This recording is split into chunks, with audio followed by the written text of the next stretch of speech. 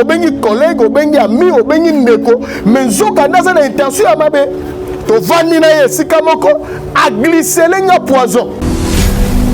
Ça traitement malaria, mais non mon changement. Non nzoto nazo konda. Alors un jour en plein culte na Bamani. C'est hôpital cinquantenaire. C'est là où bazu ba checker ba tali nyo surtout la carte dans nzoto ba sali ba tali ba monique biloko nyo sa carte pour là qui déjà. Ce qui est fort encore, il tient la Bible. Pasteur. Un collègue pasteur. Qu'il a qui peut cher. Mais oui. Médecins ont fait, bah qu'ici, malgré tout, finalement, n'est pas coupé. Alors, le traitement, finalement, un jour, dans la mouki na tongo, je ne pouvais plus respirer. C'est fini. C'est fini, je suis parti. Quand on a su qu'on a koufi, quand on a koufi, c'est là où moi je suis en train de voir la vision. Je voyais mon corps, comme on a amené mon corps. On a cinquantenaire, on a canisonné, on a moutaza de vivant. Mais médecin, lobby, on a ebembe. Moi je connais les moutakufa. Parce que dans la koufi, on a nena bimi na nzoto nanga, molimo nanga bimi. Na omo na nzoto nanga nenge ba okenena. Corinthiens 13, il est dit, lis la Bible 1 Corinthiens 13. Comment tu peux prophétiser, mais tu n'as pas l'amour? Nekonabino, Kabengele, Mouningale pasteur, Achelinga poison, Yaya, Nakoti, Ti, poison, Nabiloko Nzoto, non c'est poli. Yaya, Moutouako, quoi arrêter parcours, na ote si Dieu n'a pas encore dit le dernier mot. Amen. Nakoufi, tout le corps était détruit et poli. Il y a un matin dans les airs. C'est là où je suis parti voir un vieux papa. Azali vieux, alati tout en blanc, Azali coco, Azali vert jardin mogo. J'ai vu le papa, le vieux, qui me pose la question. Abinanga ok wapsi alingala. A tout la français, a tout ok wapi. Je ne répondais pas. Et la troisième fois, il n'a plus posé la question à Tchengabo. Zonga Tangunayo et Kokite. Soko Koufa Kiboy. C'était parce qu'il y a quelqu'un qui a salué au Mabé. Alors, joue message Oyo. Même la bateau, même la banananga, va vivre dans la discrétion, va vivre dans la prudence, et puis beaucoup plus, va dans la confiance en Saint-Esprit. Quand on attend le binanga, c'est alors, c'était un témoignage, bateau vers morgue. Vers morgue. Déjà, la zone, il y en a côté la morgue. Déjà, bateau de la monde est sili. Bamouniga mutumonga la mukibo. Pour la question normale. Le Dieu de restauration m'a restauré. Olingi moninga ke libosote. Na ina bisayo. Jida o aluka ki Jésus a koufa avant. Jida est mort avant Jésus. Qui a dit que orphelin a koye babongo na kosepelate na mois o ya décembre? Tin, bokosi, bozali bongo motema mabe. Tala, Fondation Vida, oyo ezali bongo dirigé na engame mwasi atona maye le pebonya na bolingo ya bomama kati na ye ba bengi e bongo Emily Seti Mainga mwasi nzambe mwana ya Canada ya tongo balance bongo opération sunga orphelin na mois oya décembre et kosi la bongo le 20 décembre pour na koyeba bongo na ko récolter ba contribution na bino nyonso soki olingi otinda lisungi na yo. Lelo toyena banda kuna bino ko frapper pour na koluka aide. Donc tu as besoin de soutien na bino avec $1 tu peux sauver une vie. Alors en plus de cela tu as besoin de soutien na bino bilamba, chaussures, bajouer. Donc ceux qui besoin nango bo hésiter ko contacter ngaite na numéro na ngai ezali 647 533 43 10.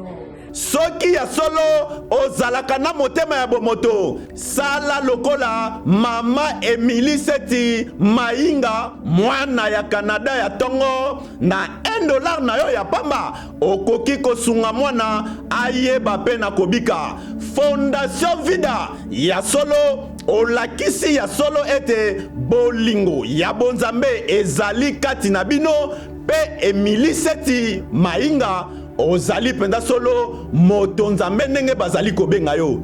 Pour coller l'utile à l'agréable, awa na Kinshasa, délégation moko ya Fondation Vida bakitaki bongo na commune ya Kisenso na orphelinat La Miséricorde. Bozali ebele bokota l'émission de partout na pesi bino mbote. Mbote bala nyonso ya chez Biso TV. Oui, malamu na émission na bino réponse à nos questions. Yande kola. Napesi moyini nanga mbote, moyini mbote, moyini bonjour, moyini nanga bonsoir.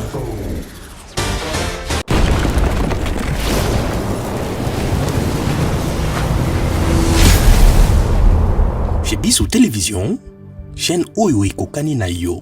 Mbote bala nyonso ya chez Biso Télévision. Oui, malamu na émission na bino réponse à nos questions de votre frère Brad Bumba, communément appelé le mathématicien de la presse. Un réel plaisir. Alors vous êtes tellement nombreux de nous capter partout dans le monde. Merci alors pour la confiance et la fidélité. Vous ne cessez jamais de donner sur votre chaîne, notre chaîne chez Biso Télévision, comme on dit toujours, la chaîne qui vous ressemble. Déjà plus de 127 000 abonnés. On vous demande alors de vous abonner très massivement sur votre chaîne. C'est simple, si c'est pour la première fois que vous nous suivez, allez là où c'est écrit en rouge s'abonner, appuyez ou cliquez. Et il y a une cloche juste à côté de s'abonner. Appuyez sur la cloche pour avoir toutes les notifications sur notre chaîne chez Biso Télévision. De belles émissions, de beaux témoignages, toutes sortes d'émissions en caractère chrétien ou des révélations, ainsi de suite. Donc voilà. Merci comme ça à toute l'équipe de chez Biso Télévision, Denis Jumonsola à la réalisation et puis Elias toujours à la réalisation et puis l'assistance toujours à Eli derrière la caméra. Merci à toi. Merci à Jonathan Moukadi et puis à Chris qui nous assiste. Voilà, aujourd'hui c'est pour la première fois que nous recevons ces grands hommes de Dieu. Il nous vient toujours de Kinshasa, mais c'est rare de le voir dans les médias. On a insisté de le recevoir parce qu'il a un bon témoignage, un témoignage édifiant pour le peuple de Dieu. Il est, si je parle de grand, il a fait parler de lui dans ce monde, ici, au pays, partout, dans tous les 4 coins du pays. Il était là, il a fait parler de lui. Dieu a agi en faveur de cet homme de Dieu. On va plus parler de lui aujourd'hui, plus son témoignage, sa vie, et puis on va développer un sujet très capital. On parlera plus sur la haine et la jalousie. La haine et la jalousie. Le bloc on a mis Balende et ça capital et puis et même témoignage naïe. Il y a un monde comment même des serviteurs de Dieu pour bazaka rabasel ensemble de kolani. Mais babé tali babu, il y a pour tomba, il y a pour salamabe, il y a pour bébisa, il y a pour kambourné via Moussala ensemble. C'est qui cet homme? C'est le pasteur Josué. Pasteur Josué, il a fait parler de lui ici à Kinshasa. Pasteur Josué a eu à aider beaucoup de gens moralement et surtout spirituellement. C'est vrai, on a TV, ils disent mais ah, tout le monde est là. Ils disent mais où il est passé? Ils disent mais qu'est-ce qui s'est passé avec cet homme de Dieu? Pasteur Josué Kabengele. Bonjour. Bonjour. Grand journaliste. Bonne santé. Santé, Malam Monangolo, très bien, par la grâce de Dieu. Je n'ai pas hésité quand j'ai reçu votre appel. J'ai dit non. L'élo est radité. Tout à fait. Je dois vous voir. Tout à fait. Tout à fait parce que... S'il faut parler des grands hommes de Dieu dans ce pays, on n'hésitera jamais de parler de Josué Kabengele. Ah, tant mieux, gloire au Seigneur. Que la gloire revienne à notre Dieu. Amen. Que la gloire revienne à notre Dieu. Sinon, comment l'Église, comment le corps du Christ? L'Église se porte à merveille par la grâce de Dieu et toujours poursuivre une mission que Christ nous a donnée d'aller partout dans le monde annoncer la bonne nouvelle de Jésus-Christ. Amen. Ce qui fait que Nazaki n'a moi tant mon corps à silence. Très bien. J'étais dans la face de Dieu en train de prier et le Seigneur m'a donné beaucoup de messages. Amen. Il m'a parlé makambo belenza matalisinga yango moni na poni biso na biso on a transmettre ma message wana mais ça fait partie aussi et tiré de mon témoignage. Ah voilà. C'est-à-dire le message oh na memeli monde entier et ça message a tiré na témoignage nanga. Donc on va plus parler aussi de votre témoignage, on va épingler. Tout à fait. On commence par là, les témoignages. Ouais. Qu'est-ce que Dieu a fait pour moi? Et puis, grâce à ces témoignages-là, nous allons tirer maintenant les thèmes. C'est que Dieu m'a donné pour na bandeko, partout dans le monde. C'est très capital. Très important, très capital. Voilà, mais avant de côté dans le vif sujet, c'est une prière. Notre Père, nous te sommes infiniment reconnaissants. Merci pour ces instants. Merci Seigneur pour ta grâce. Yahweh, nous prions que tu débites avec nous cette émission, de début à la fin. Sois avec nous, que ton esprit nous dirige. Tout ce que nous allons parler soit pour ta gloire. Tout ce qui n'est pas de toi, nous les renvoie dans les lieux arides. Et c'est là, au nom de Jésus, nous avons ainsi prié. Amen. Amen, amen. Voilà, merci comme ça à tous mes partenaires. Je salue. Non pas parce qu'elle a l'argent, mais là, l'amour des gens, c'est maman Émilie Maïnga Seti et puis la Fondation Vida toujours en avance. Merci à toi. Merci comme ça, ma maman chérie Aminata Nonga la Bilé et toute la famille Bilé. Clin d'œil spécial à son époux, papa Freddy Bilé le King. Merci à toi. Merci comme ça à Blaise Ochudi. Depuis, merci à toi. Merci comme ça à Franck Mamba, merci à Blams Loaï, merci à moi vous voulez que vous soyez notre sponsor de cette émission. C'est simple, contactez le numéro qui est affiché, la réponse à nos questions, on est toujours ouvert. Sponsoring, merci comme ça à l'assistance de Prophète Pachi Bomolo, il est là, il nous assiste, la puissance dans le silence. Merci à toi. Alors, l'homme de Dieu, je suis ému d'être avec vous. Amen, amen, amen. Voilà. Mais votre témoignage, poison, haine, jalousie, tout à fait. Naba ningano pekaka ba collègue, auto bing pasteur. De voir l'église et mataki, comme na niveau moko boy, l'église et mata, bazomona, les lobanza mezote yama. Et puis il y a des images, il y a des vidéos pour illustrer, on va voir comment à chaque fois l'église n'est zalaka et il y a on aime te botaki haine. Mais avant tout comme la haine, qui est le pasteur Josué Kabengele? Il vient d'où? Et puis comment à côté d'un ministère et puis guerre à ministère et comment qu'il est? Oui, je connais le Seigneur comme Dieu m'a fait grâce à Oyebanza mais la bomwa nangai. Trop jeune que j'étais, déjà à l'âge de 12 ans, 13 ans, j'ai connu le Seigneur Jésus-Christ. Nana jupena ta ko lekana ba nenge ba tumsuba le karaza eno mo pagano tout. Moi j'ai pas eu vraiment eu le temps là. Dieu m'a tiré, il m'a pioché et j'étais encore enfant. À Jungaï, à Meminga na Bonzambe, je me suis converti. Alors, à un moment donné, Nenga Rezalaga, au bandi, le col à Batunio, se tape notre brille, tape, t'es comme un frère en Christ, baptisé d'eau, baptisé de l'esprit, formé par le Seigneur, disciple de Jésus-Christ, n'a qui intercesseur, n'a qui interprète, il y a pasteur, n'a qui, au monde à l'époque, tu as dit, frère animation. C'est-à-dire, frère Josué, pour le Tina Nzembo. Aux autres Tina Nzembo, tout ça. Donc, je n'ai pas brûlé les étapes, je n'ai étape par étape, jusqu'à ce qu'un jour, je n'ai appel à Nzambe. Appel à Nzambe. Nzambe a sali grâce, n'a pas pu servir rien, côté évangile, tout. Mais à un moment donné, le Seigneur m'a appelé maintenant dans son ministère pour commencer. Il m'a donné la grande vision, Église, Royaume de Solutions. N'a qu'une bâtir et ton Nzambe. Alors, quand on a bâti Église, n'a bâti Église dans la souffrance. Une véritable Église commence toujours dans la souffrance, c'est-à-dire tu dois payer un prix pour qu'il y ait une naissance de cette église. Voyez-vous même notre Seigneur Jésus-Christ, parce qu'il y a un visionnaire, il y a le maître suprême de l'église. Amen. Mais pour que l'église ait existé dans le monde, c'était à la croix. C'est à la croix que Jésus a payé le prix pour l'église. Il a payé le prix. Donc, prix à Foutakiwana, c'est pour que l'église est botama. Bien sûr que l'église est botama dans Pentecôte et dans Actes des Apôtres chapitre 2, mais déjà l'action de l'église, l'action de la naissance de l'église a commencé à la croix. C'est ça. Jésus a payé le prix. Il s'est sacrifié pour sauver l'humanité, pour sauver les âmes. Voyez-vous. Donc l'église, le Seigneur est pris à payer pour l'église. C'est ce qui fait que tant on a bandi et tonga, na payé qui prix moko makasi. Na bandi église na bandalungwa na veni changa. Na côté à ma makelele. Donc église na bandi on a ma makelele donc na ma makelele ba pesinga mo eteni moko anda ya lopangu wana na bandi église wana mo eteni moko bo ya lopangu na bandi wana etonga wana avec je me rappelle encore à l'époque tant nazotea liboso ya 6 personnes 7 personnes ya mikolo mais bana mike baza pepe 30. Bon, il faut que tu aies à makasi na combo na yeso à ba délivrance nzamba zo sala.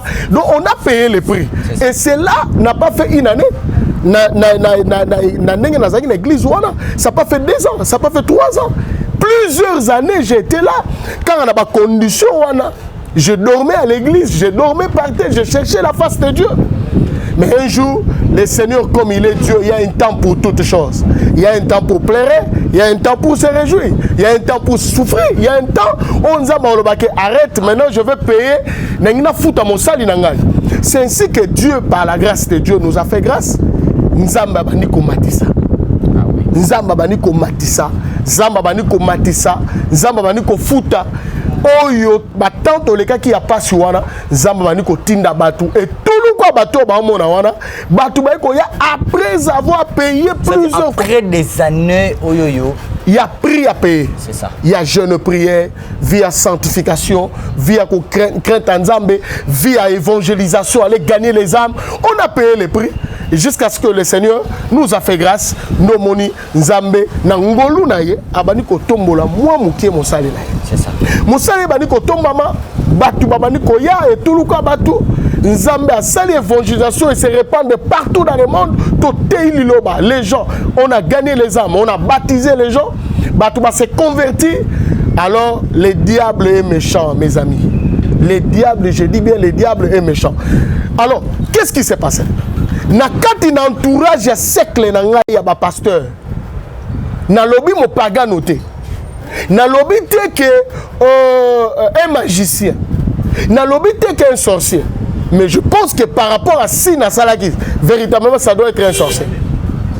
Oui, ça doit être un sorcier. Donc, avec des signes, on reconnaît aussi les diables. Je vais donner, mission, énumérer les 24 signes. Comment connaître et reconnaître un pasteur sorcier? Les 24 signes. Déjà 24. 24. Non, on peut énumérer. C'est pas le fait aussi de la Bible. C'est pas le fait à parler la langue. C'est pas le fait il y a cause titre, il y a bishop, titre, il y a pasteur. C'est pas le fait de prophétiser même qui prouve que tu es serviteur de Dieu ou tu es enfant de Dieu. Et loko ezo sala ke ozala mwana na nzambe to mosala na nzambe ezali ba fruit ozo porter. Bibolobi on le reconnaîtra par le fruit qu'il porte. C'est ça. Le fruit digne de repentance. C'est le fruit. Oh, la Bible sur la Galate chapitre 5 verset 20 à 22. Bah fruit de l'esprit wana nekolakisa et ko certifier celui-là c'est un serviteur de Dieu. Celui-là il n'est pas un serviteur de Dieu. Donc témoignage dans les années neko il y a des gens journalistes. Il y a des gens qui ont supporté bonheur à Baningati. Wow. Et il y a des gens qui supporté élévation à Baningati. Et ça n'a pas tout qui supporté à mon pénal de quoi Bali à sépélité. À mon pénal de quoi je fiancé mon madame à sépélité. À Lucas détruit quand détruit. Il y a des méchants, il y a des humains, des hommes méchants, des femmes méchants. Je crois à Kinshasa les gens se posaient des questions à Kenda Wapi. Ouais, c'est ça. À Kenda Wapi, tout le monde a les sous-soutés. Je me rappelle quand vous avez vu, vous êtes vu avec le prophète Pachi, comment qui mais mais heureusement bien aimé, mon client m'a bien. Donc, il peut se retirer mon mkina bateau. Oui, parce que le coup n'a coûté voilà, place de com. Kouana et pessinga leçon. Oui, c'est dans le malheur que l'homme réfléchit. C'est là où j'ai compris le cœur de l'homme. On met dans la Bible le cœur de l'homme qui peut le sonder, qui peut le connaître. si ce n'est que Dieu. C'est comme tu as sauté. Au moins, tu as la beauté de limiter matin. Ah oui. Et bien là, tu vas dans un texte, moi, avant de continuer, témoignage langue. Tu as 1 Roi, chapitre 3, verset 16. Une histoire connue de tout le monde. Alors, des femmes prostituées vinrent chez le roi, se présentaient devant lui. L'une des femmes dit, pardon mon Seigneur, moi cette femme, nous demeurions dans la même maison. Nous demeurions dans la même maison. Ça dit, je suis accouché près d'elle dans la maison. 3 jours après, cette femme est aussi accouchée. Nous habitons ensemble. Nous habitons ensemble. Aucun étranger n'était avec nous dans la maison. Il n'y avait que nous deux. C'est-à-dire, Moutouma a une intention à ma belle à Mouningate. Bazo vende sikamoko, bako lié sikamoko, bako mele sikamoko. Mais Zokande, qu'est-ce qui se passe? Le fils de cette femme est mort pendant la nuit. Parce que c'était couché sur lui. Elle s'est levée au milieu de la nuit. Elle a pris mon fils à mes côtés, tandis que ta servante dormait. Elle a couché dans son sein.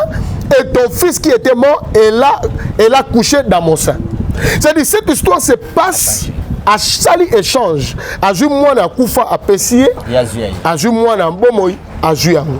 Mais aussi, ça la maman, puis na bateau baza ensemble. Ici, je vais parler, na ina interpellé Bandeko. Yaya, ngandeko na bino na une leçon, ya ba camarade. Na une leçon, ya ba mi. Ya ba collègue. Oui, obengi collègue, obengi ami, obengi ndeko, mais zoka na za na intention ya mabe. To vandi na ye sikamoko a glissé lenga poison. Donc c'est-à-dire comment fanda bo sangani bo mesani mais ton mesani je le portais comme un frère. Je le portais comme un frère na ebike azosi ma Bible. L'église n'enge commis. Atali alobi non Josué kabenge la koko maboyete. Le monde est méchant. A glissé poison, a tchelinga poison. Ngande qu'on a biloko nyonso ya nzoto polaki. C'est-à-dire, c'était arrivé quand tu es empoisonné? Non, c'était malaise, malaria, tout, malaise, malaria. Alors que déjà en toi. Et jour en plein, ça traitement malaria, mais non, on a changement. Alors un jour, en plein culte, na bamani. Et puis on m'a amené à l'hôpital, tout. Nabani ko ba traitement attention aux qui tout ça attention 22, 24. À un moment donné, bah ko ça la texte batali empoisonné dans l'hôpital cinquantenaire. C'est là où bazu ba checker batali nyo surtout na 4 na nzoto ba sali batali ba monique biloko nyo so 4 pour là déjà. C'est pas vrai. Tout était détruit.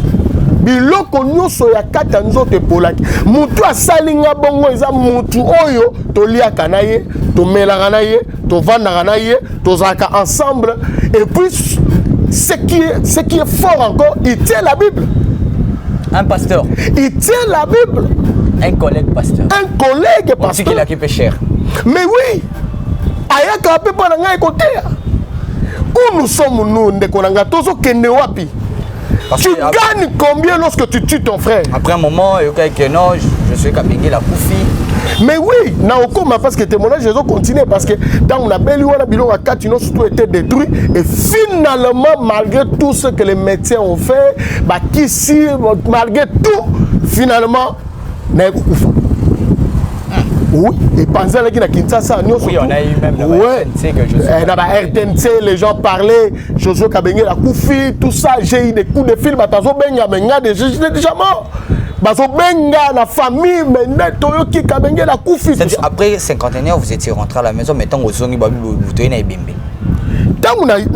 na cinquantenaire parce que na kena ngomba directement na mukuse. Voilà. Donc après cinquantenaire na bandi ko la traitement nanga. Voilà. Traitement na ndako. Voilà. Alors, na traitement na ndako finalement un jour dans la mouki na tongo je ne pouvais plus respirer. C'est fini. C'est fini, je suis parti. Si ça zongi son hôpital. Tango nga siko na kufi. Tango na kufi wana bango ba memanga. Mais c'est là où moi je suis en train de voir la vision. Je voyais mon corps, comme on a amené mon corps. On a cinquantenaire, on a canisonné, on a moutaza de vivant. Mais médecin à lobby, c'est pas vrai. Tout le monde, la famille, les gens pleuraient. Et puis coup de fil, bon, tellement je suis Kabengele est un nom connu. Alors, les gens parlaient, benga, benga, azapi. Na moment wana sikonde konanga, moi je connais ndenge mutakufa. Parce que on a kufi wana, ne na bimi na nzoto nanga, molimo nanga bimi. Na omona nzoto nanga ndenge ba okenena. Et après un moment donné, parce que je montais dans les airs, à un moment donné, j'ai plus revu mon corps. Alors ça faisait, timing, ça faisait au moins 45 ou 47 tiba qui est dans l'hôpital. 45 minutes après, le corps ne fonctionnait plus. Tout était détruit. Le monde est méchant. Moutou a sali yango, eza moutou a sima la Bible. Moutou a sali yango, eza moutou a prié à rapé. Moutou a sali yango, eza moutou oyo, au monde a eboye, en côté un peu évangile. Mais comment tu peux annoncer l'évangile de Christ avec haine? Comment tu peux annoncer l'évangile de Christ na mutema mabe? Comment côté liloba nzambe mais na mutema na yo oza na haine ya baninga olingi batu ba avancer te. Olingi muninga progresser te. Okepe quelque part au sali montage moko ya mabe contre pasteur moko songolo. Entre vous, il n'y a même pas l'amour. Il n'y a pas l'amour.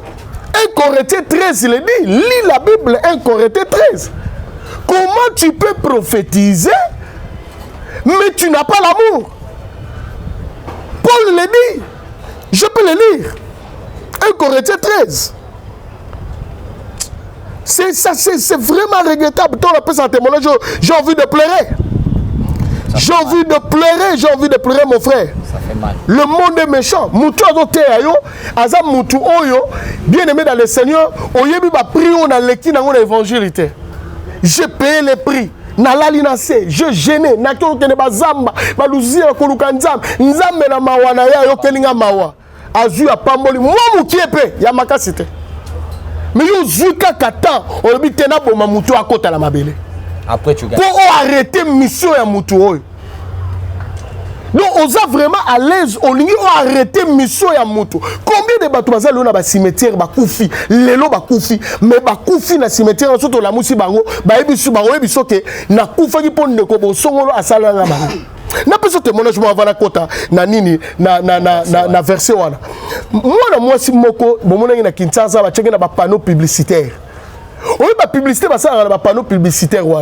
Ils ont rebellé à $5 000. Ils ont rebellé. À ça, la publicité, on a la publicité, on a été, mais il y a de beauté, la produit cosmétique. Bachaki mo ba bouton, bachaki na ba huilerie partout. Moi, c'est ma fille de l'église. On dit que babomay. Quand après ça, la publicité, on a ça, la publicité, on a $5 000. Et elle a mingi. La haine.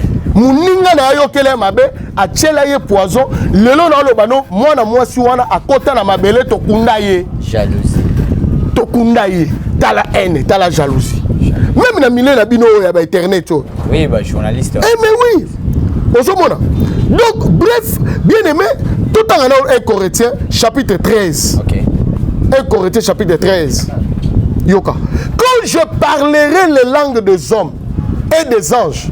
Si je n'ai pas la charité c'est l'amour.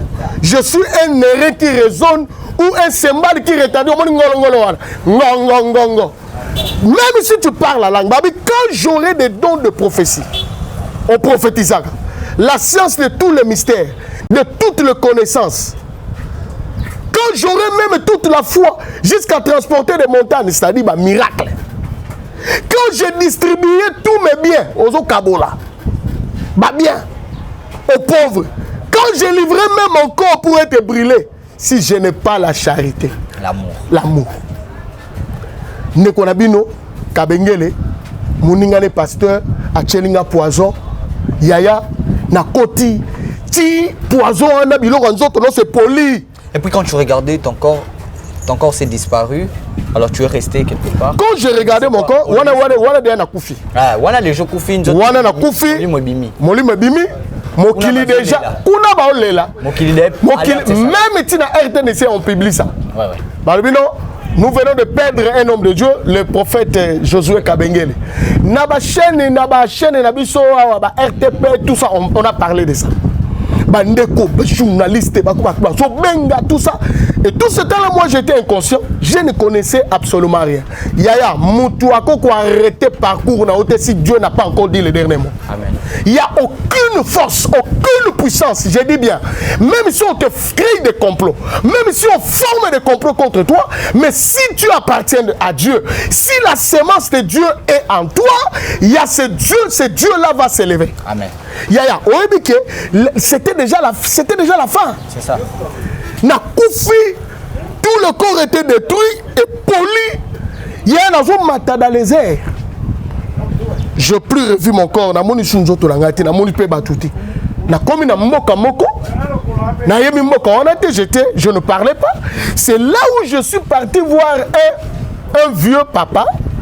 Azali vieux, alati tout en blanc, aza coco, azali vert jardin moko.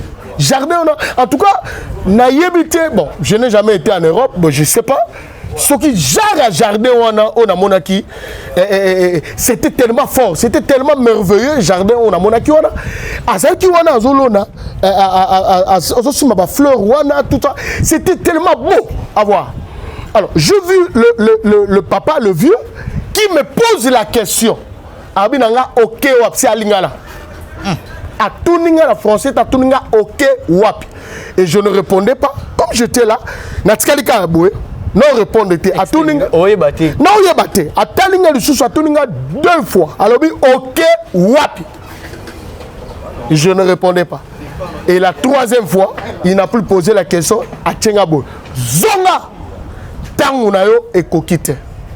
Na lingaki na lakisayo na teya yo oyeba batu oyo okoko vanda na bango oyeba monde ya jalousie oyeba motema ya moto soko kufa kiboy c'était parce qu'il y a quelqu'un o a sali o mabe.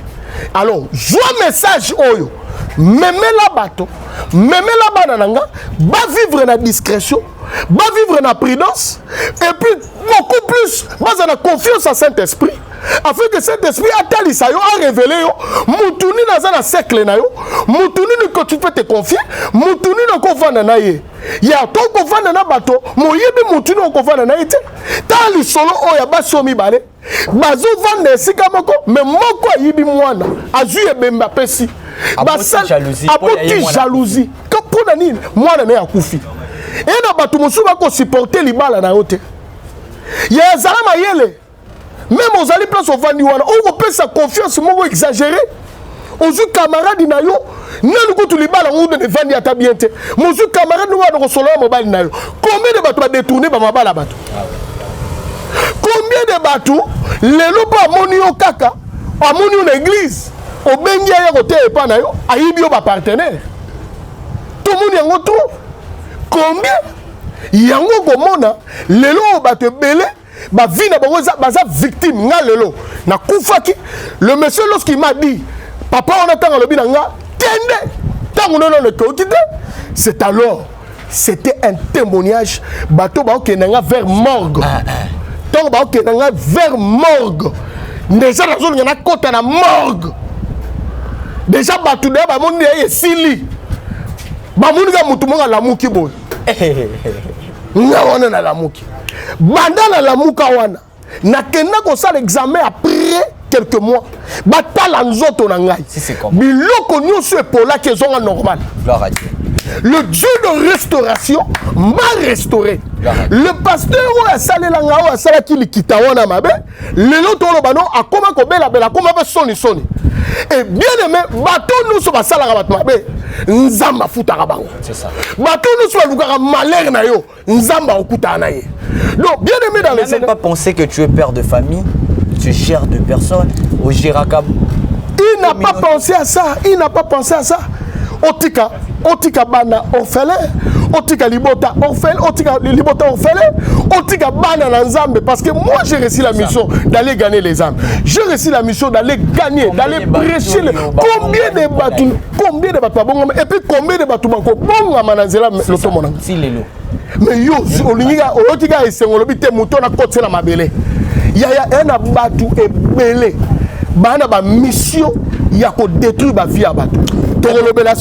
La jalousie. La jalousie, continuons. On voulait plus savoir votre témoignage et puis il y a des images où ils ont illustré. On voit comment des bateaux bika, on a l'église en passe. Parce qu'il y a la population. Alors, un dernier message et puis numéro de téléphone. Il y a les lots, c'est votre numéro est affiché. Tout en Lucas Benga tombe sous prière, message, tombe sous Kosolaka, papa. Comment ils peuvent vous contacter? Dernier message, dans un pays, ça a 2 personnes. Motaliboso dans un ça, bateau, basala rabat mabe. Donc yo, ozola nangai. Ozawana, on se cache derrière la Bible. Ozawana, tu te caches derrière le Saint-Esprit, mais tu as un cœur mauvais. Ozawana, méchanceté, moko haine, moko exagéré. Olingi destruction à moninga. Olingi moninga avancé. Olingi moninga qui est le bossote. Naïna ebisayo. Jida ou aluka qui Jésus a koufa avant. Jida est mort avant Jésus. C'est-à-dire la personne qui cherche ta mort, la personne qui cherche à te détruire, Dieu va les détruire. À lui la vengeance, Dieu va les détruire. Deuxième personne, eza mutu oyo, asa victime le rolangai. Lelo vina comme par terre. Lelo vina beba. Lelo vina eza détruit. Lelo santé na yo. Okoma obela belo malade on pas se utate. Olotaka na butu tonga babeta. Mutabeta tonga na tata mwasi na yo. Mutabeta tonga na eza mutu oyo tchanga motema. Ovandise na ndako nzonga c'était une sorcière à Salomabé, il a détruit ta vie. Combien de gens aujourd'hui qui me suivent là, ils ont des problèmes sérieux à cause de Batu Yamokile, à cause de Batu tout autour de yo. Mais j'aimerais te donner un message d'espoir. Mon témoignage est fortifié. Yo. Le Dieu qui m'a restauré, qui a restauré ma santé, qui m'a guéri, maladie on a dit d'ailleurs poison, Dieu m'a restauré. Ce Dieu-là est le même hier, aujourd'hui, éternellement. Si tu as un problème, tu as une maladie, tu as peut-être tu as besoin d'un discernement, parce qu'il faut prier aussi que Dieu te donne un don de discernement des esprits. Tu as besoin d'un entretien avec le prophète. Je suis là, mon numéro est là, 00243 39 51 22 82. Donc plus de 00 plus 243 9 Misatou 51 22 82. Donc si on vous appelle, Moko sans problème, je vais prier pour les gens. Mais la promettre bango, les 24 caractéristiques.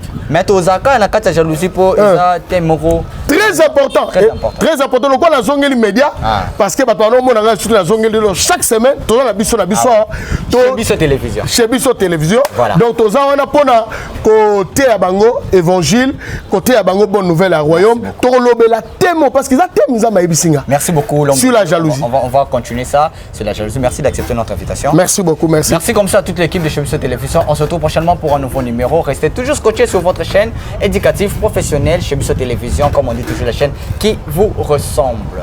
Si Dieu ne revient pas, on se retrouve très prochainement. Au revoir. Qui a dit que orphelin a koye babongo na kosepelate na mois ya décembre? Tin, bokosi, bozali bongo motema mabe. Tala, Fondation Vida, oyo ezali bongo dirigé na engambe mwasi atona maye le pebonya na bolingo ya bomama kati na ye ba bengi e bongo Emily Seti Mainga mwasi nzambe mwana ya Canada ya tongo balance bongo opération sunga orphelin na mois oya décembre et kosi la bongo le 20 décembre pour na koyeba bongo na ko récolter ba contribution na bino nyonso soki olingi otinda lisungi na yo.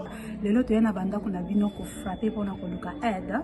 Donc tu as besoin de soutien na bino avec $1 tu peux sauver une vie. Alors en plus de cela tu as besoin de soutien na bino bilamba, chaussures, bajouer. Donc ceux qui besoin nango bo hésiter ko contacter ngai te na numéro na ngai ezali 647 533 43 10. Soki ya solo ozalaka na motema ya bomoto sala lokola mama Emily Seti Mainga mwana ya Canada ya tongo na $1 na yo ya pamba okoki kosunga mwana ayeba pe na kobika. Fondation Vida ya solo olakisi ya solo ete bolingo ya bonzambe ezali kati na bino pe Emily Seti Mainga ozali penda solo moto nzambe ndenge bazali kobenga yo. Pour coller l'utile à l'agréable, awa na Kinshasa, délégation moko ya Fondation Vida bakitaki bongo na commune ya Kisenso na orphelinat La Miséricorde.